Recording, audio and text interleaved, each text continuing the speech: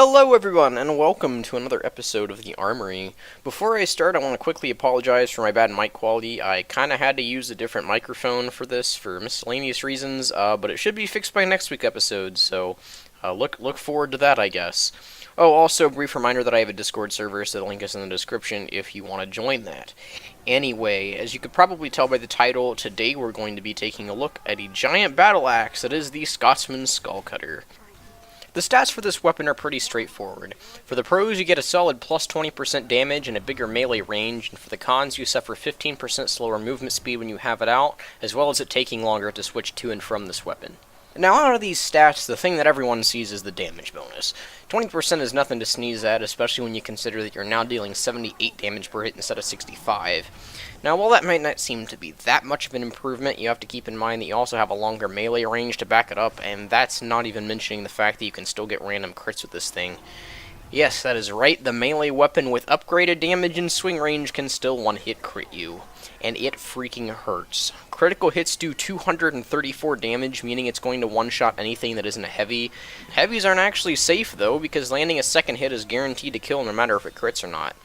Basically, if you're using the Skullcutter, you're pretty much guaranteed to kill anyone that you can get in a melee range of. That's where the downside comes into play, though. The decreased movement speed, which makes you move at the same speed as Soldier, or pretty close anyway, means that without the extra mobility from weapons like the Sticky Jumper or a Shield, getting into melee range against an aware player is probably almost impossible. Now, you can still ambush people or take advantage of the chaos of battle, but if your target knows you're there and is trying to actively avoid you, then they can easily kill or get away before you even have the chance to land a hit. But here's the thing. That entire statement assumes that you're not playing Demo Knight. When you go the full Demo Knight set, or even using the Sticky Jumper, the Skullcutter becomes a menace to society. The wee booties give you the stats, almost completely cancelling out the move speed penalty of the Skullcutter and giving you extra health to boot. And this health is actually much more important than it sounds because it allows you to completely survive a critical hit for most melees when you're at full health, which means it's much less dangerous to get into killing range. The shield is what really makes this set terrifying, though, because unless you really suck at charging, a single right-click puts you right next to your target, potentially even with a critical hit, and that's exactly where you want to be. The added damage resistances of each shield also give you some extra survivability to make closing the gap between you and your target much easier.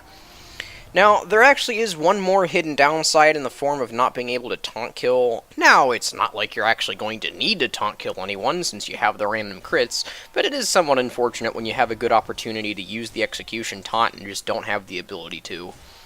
As far as aesthetics and general feel go, the Skullcutter is honestly great. Although the model isn't super detailed, the axe itself looks and feels like it can actually do some damage.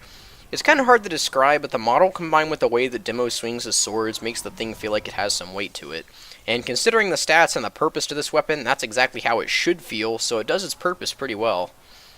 Overall, this weapon's usefulness depends on how you plan to use it. Use with the traditional Demo Man set, it can be a pretty solid way to defend yourself at close range if someone happens to get near you.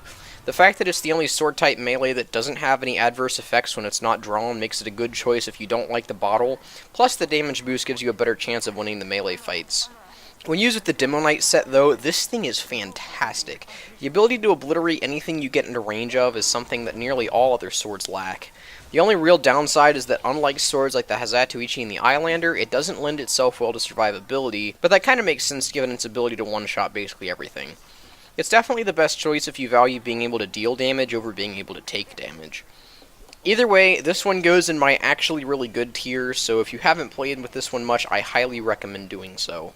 Anyway, thank you all for watching, and like always, if there's any advice you have for me or the series, or if there's a specific weapon you want me to review, let me know in the comments or in my Discord server, and make sure to have a good one.